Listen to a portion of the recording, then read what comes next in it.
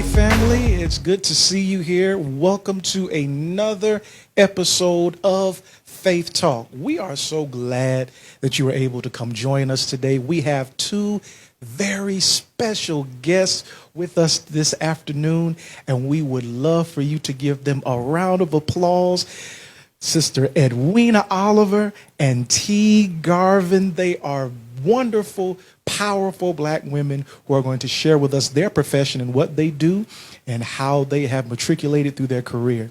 And we bless God for them and their gift and their just abilities and what they've been able to do throughout the years they've been serving in their profession. And we're just going to get to know them a little bit better. Is that all right, y'all? All right, that's okay. Y'all pray. We trying to get the nerves out. We're trying to get nerves out, but we all right. So let's start here, ladies. Let's start with you, Edwina. Can you please tell us what you do for your profession and what inspired you to go into that profession? Okay, I'm Edwina Oliver. I'm the proud principal of Emma E. Booker Elementary School here in the community of Newtown in Sarasota, and I'm on my 27th year of working with students and working with staff that are committed and dedicated to making sure that students are prepared to be in this 21st century world. What inspired me into education, honestly, it was a teacher at Booker High School. My geometry teacher, Amy Petts, reached out to me. She said I could use my gift of gabbing to be a teacher. And I told her at the time, oh, no, I do not want to work with kids at all. That is not me, Miss Petts.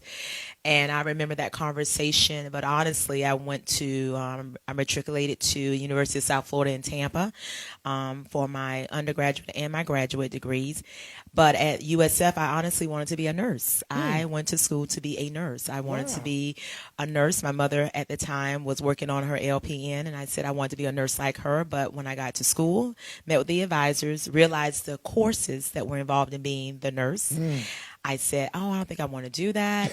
And then my advisor says, well, what about teaching, working with special needs students? And I said, I don't want to do that either.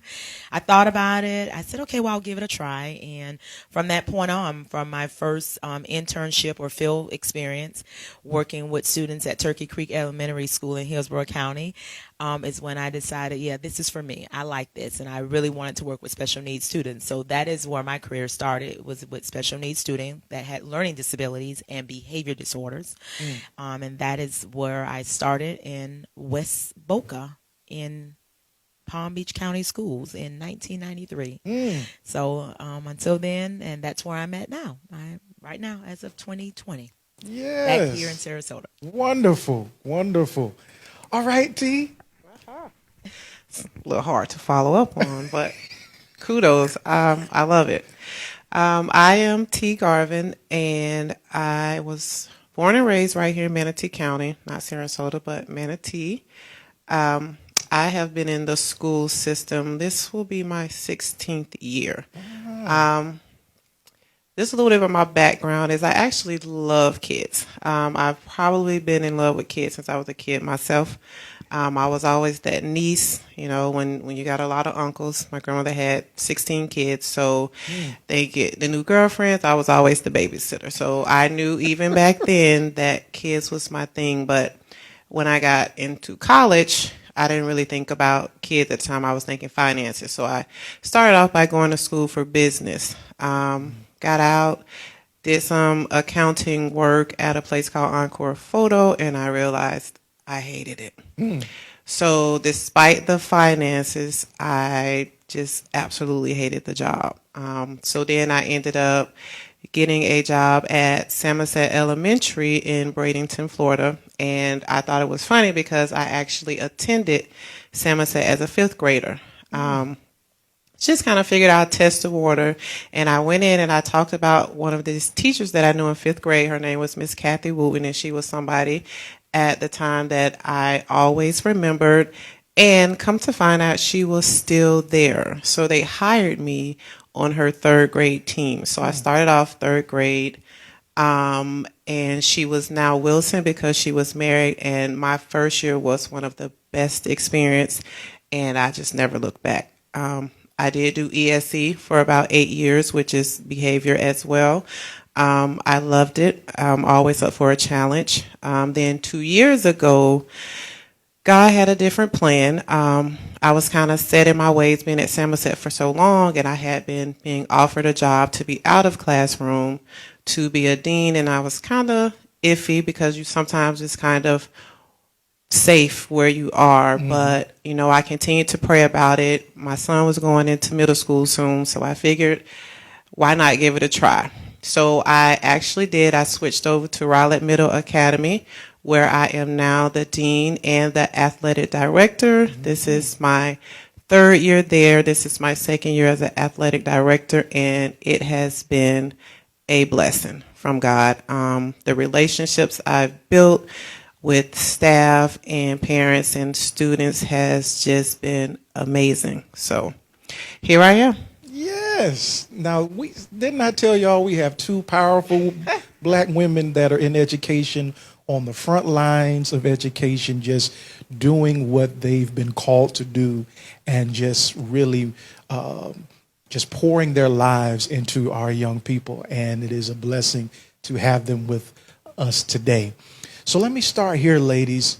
You all mentioned your quest throughout your careers, throughout your lives, and neither one of you saw education as your career path at first.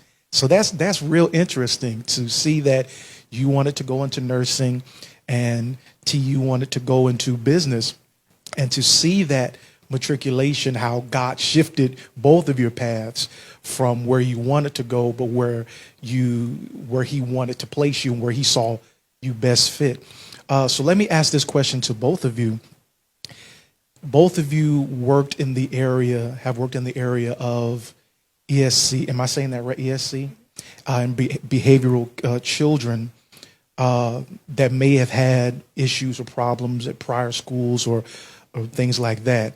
Tell me, what has been the challenge for you all in that line of education, working with children who may have been left out, lost, or may have needed some guidance at certain important parts of their lives? For me, I would say trying to find the right fit, the right relationship. Sometimes, for me, I think personally, when you're working with students, just in general, you have to be able to form relationships. Mm-hmm. Well, sometimes you have these kids and the bond just automatically happens. But then sometimes you have these kids, per se, in ESC, they've already been through so much, from whether it's a bad background at home or just students harassing them at school, being bullied, whatever the case may be. So now it's like, okay, what can I do so that this child will understand that I'm with them and not against them? Mm-hmm. So I think that was always the challenge of just trying to find the right fit, because mm-hmm. if you mess around and you don't, it can go left really mm-hmm. quick, especially when you're dealing with kids behavior wise. Mm-hmm. Not so much when it's some of the lower kids that are there just because of their learning disabilities, but it's mostly those students with behaviors. If you do not find the right nick, it's never going to work. You'll never get them to progress. You'll never get them to want to do anything for you, because they sometimes feel like it's them against the world. Mm. And I agree 100% with what she stated. It is a relationship. You do start with the relationship with the students, and sometimes, like she says, it's the fit. Like her relationship with one student may work 100%, but the next student, that may not be the fit. Mm-hmm. And you have to know, with students with disabilities, whether it's behavior or intellectually, it's how do you mesh? How do you merge it? What do you find that way in? Mm-hmm. And once you find that door that will open for that student, then you will find a connection. And that connection will last a lifetime. Just like this morning, I was on with some families just talking about the reopening of school, et cetera, mm-hmm. on Facebook Live. And one of my students from middle school, who wasn't a behavior student, it was just a student with a disability, mm-hmm. popped right on. Good morning, Miss Oliver. How are you? I'm fine. How are you? And it's just those relationships, and they last a long time. Right. And the barrier is just understanding for people who have students with disabilities, or those that work with students, is that they're still students. They're children. And they didn't choose this path. That path they were placed on, that's the path that they're walking right now. And just because you're a child with disabilities, it doesn't mean it could be with you. It may be with you for a lifetime, but it doesn't mean that it stigmatizes you for a lifetime. My brother had a learning disability and a behavior disability and still graduated college in 5 years and is successful and is doing well. Likewise, I know my own nephews have disabilities, and whether it's ADD, ADHD, a learning disability, they're still learning, they're still progressing. They make mistakes, but they still grow from it. And it's just knowing that every day is a new day with the child. And you don't you don't put them on the out burner. You don't cast them out when they make that first mistake, second mistake, just like God does with all of us. Every day is a new day. We make a mistake, you get back up and you try it again. And that's what you have to continue to do with students, whether they're in first grade, 11th grade, middle school especially.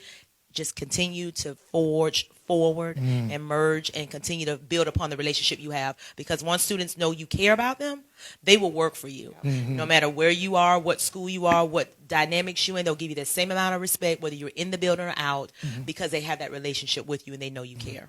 Wow, that's great, ladies. That's wonderful. So let me ask this specifically to you, Edwina. You mentioned when you were going on about how you got into education, that in your early years you weren't necessarily fond of children at the at the time. Yes, I was not the babysitter like Tino. So let me ask you this: what shifted your focus and your heart? Can I say that, to want to help children, specifically in education? Okay, so I guess I would say this. I'm the last. I'm the baby in my family. But they would say I'm the bossy one. Or I'm always the one that was always focused. And I'm like, I'm really not. But I didn't do a lot of babysitting when I was little. I cannot say that I was that person that just said I always wanted to be a teacher, because I didn't, and to be honest. And I share that with my kids. When they get in trouble, when we're having conversations, I say, listen, I was a student that spent time in school suspension. I was suspended for school. I talked too much. I could be considered a bully. I remember those days from middle to high school. But I think those are the things that help me relate to my kids the most, because I keep it real with them. Right. I let them know, yes, this is my role now. This is my job. But I'm trying to help you because someone had to take the time to help me. Right. So I think I've always had a spirit about me where I wanted to help people and be there for people. And so I think that's how it capitalized with me to continue to build upon that. And I will tell you, if I had to choose, I thought I would never leave elementary. And then when I was recruited over to middle school to be a reading specialist with students with disability, and I was like, okay, 90 minutes of planning. Oh, this is great. You mean I have 90 minutes? I can teach the same subject to 3 classes and this is great. And I was like, got to middle school, loved it. I would never leave middle school. But I think the greatest impact I really had was when I went to the high school, because then now they know how to, when they make decisions, they understand it a little better. And you're trying to prepare them for the world outside of high school, whether it's career tech, college, or just being in a profession that doesn't require a degree, but you can still be successful. And it was that point that I said to myself, those are relationships, because I was able to talk with them, and that you could see when they made that shift.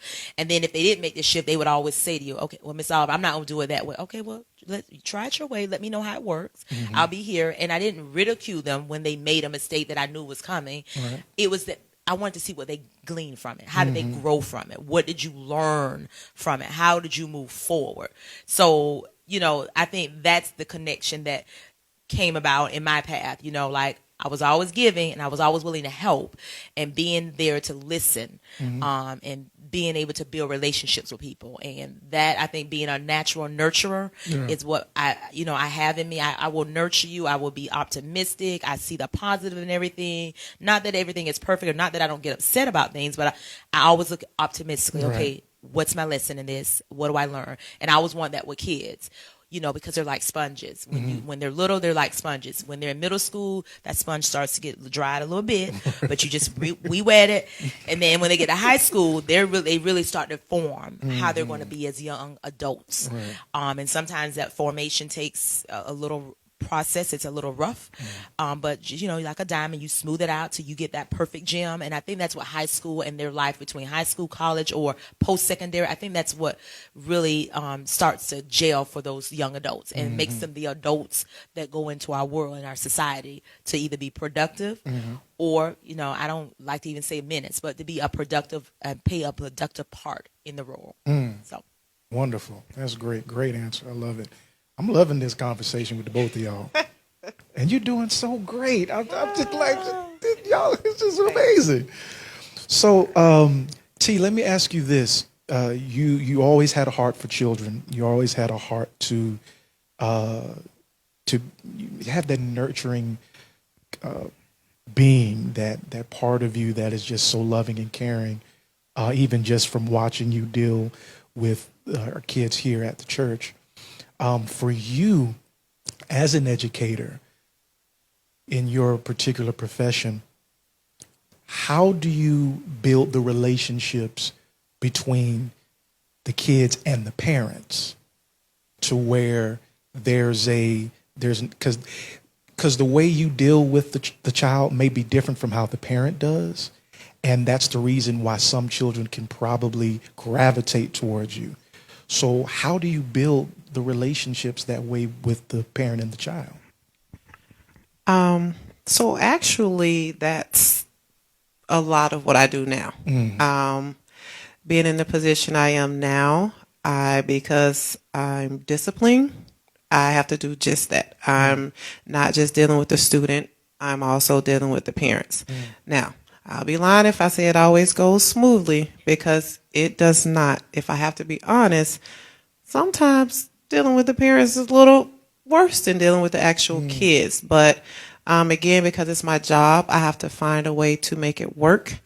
Like Edwina said, I think the biggest thing is just being honest. I came from a single mom home. The struggle was real. It was in and out of school. There was no scholarship for me. So things were not always easy. But because I knew that, sometimes it makes it a little easier for me to relate to students. I never just put myself in the adult stage. I always revert back, like she said, to recall, well, I remember this happened to me and this person had to tell me to do this. I remember this, and I remember the things my mom told me about that. So for me, my relationships that I build with them makes it so much easier. I'm that person that they can call and I can come and get them out the classroom, and it's a whole different student in a matter of seconds. So whatever the teacher got, because my relationship with this student is so different, because they trust me, I can pull them out, and now I have a whole different student. It's the same with parents. So when I'm making that phone call, the first thing I say is, hey, let me tell you about the good thing. I always start off with something good first. I never call a parent and I just go straight to, this is what your child did. It's always, well, 2 days ago, I probably should have called, but such and such did whatever, because I see them all day. So I start off with the good, and then it's like, unfortunately today I have such and such in my office and this is what happened. So parents do ask me all the time, what can I do? So now it's, how about you come in? My principal, which is Mr. Clark, is absolutely amazing. He works side by side with me as far as behavior. He's definitely kind of allowed me to grow, to kind of allow me to fly a little. When he took me under his wings, he's absolutely amazing. His relationships with the kids are just as great. I'm always encouraged to work even hard. When you have somebody that leads and they're such an amazing leader, as a staff member, it makes it so much easier to work for that person. So because he leads with such great example, it gave me a lot to follow back on. So we always try to involve the parents, and we just kind of sit down and tell them, this is what we're doing. We always talk to them before the students, because we try to get them on board to what we're doing. Rowlett Middle is a 7 habit school. I don't know if some people are familiar with it because everybody don't have it, but they're actually a lighthouse from the elementary down. And 7 habits are just a figure of speech. There are different goals like begin with the end in mind, put first things first. There's like 7 habits. And these kids have been learning these habits since kinder. So everywhere you go in our school, the same words are everywhere, the same language. So they're going to always hear that. So now we're trying to install that language into parents. This is what we remind the kids to do. Therefore, if we can kind of just be on the same team, it works better. So if the student can talk to mom and dad once they get home and now they're hearing the same thing we're telling them at school, it makes it easier for everybody. So now the kid doesn't really have that scapegoat to go to. It's kind of like when you have a mom and a dad, and your mom is like, nope, you can't do that. But then, dad's going to say yes. So you go to dad because dad's going to say yes. Well, that's what we try to avoid. So that's why I do build relationship with my parents. And I think it's just as critical for me to build relationships with them as well as the students, because I need to know we're on one accord. When we're not on one accord, it makes it harder on my part, because then the student is not trying to hear what I have to say if they know they can go home and tell mom, well, this is what happened. And then if mom gets on my case, now they feel like they've won. I don't want them to feel like they're the winner. I need us to all feel like we're winning. So yes, I involve, and I just constantly pray that they just get on board. And for the most part, it does work. Again, it's not perfect. I do have some parents that might not agree with what we're suggesting. And then we just have to keep our rules in the house. They just have to know, well, this is our rule here.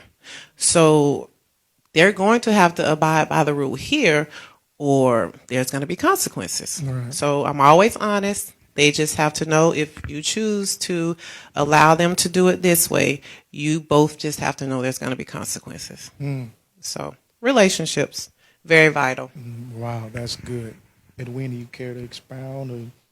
T has really said it all. It is the relationship, it's the support, and sometimes you just have to know when to fold your hand. In a sense, this is what's going to work here at the school, and this is what's going to work at the home. I know, just in my years of experience and working with kids and families, I always say to parents, you may not agree with the final decision, but just know I'm making a decision based on the facts and the things that have been brought forth and that I've investigated or looked into about a discipline issue. But at the end, when parents really know that you want the best for their children, like I share with my teachers all the time, no parent just wakes up and sends their child to school thinking they're not sending the best child that they have in the world to the school. Every parent believes that their child is the best. And so we have to believe that, and we receive them as that. But when there are mistakes that happen or go on, it's all about how you communicate with the parents and, putting yourself in their roles. And many teachers are parents, such as T, you're a parent, you understand, and you come from a different perspective. And you just have to know that whether you have children or not, working with children, you have to have that type of empathy for the parents, and knowing that, especially if it's a child that has a difficult time and they've been at one school for another school by behaviors, you have to have sympathy for the parents, because you have to say, I understand that you're doing the best at home. So then it's trying to connect them with resources. What do we need to help them with at home? Is it parenting skills?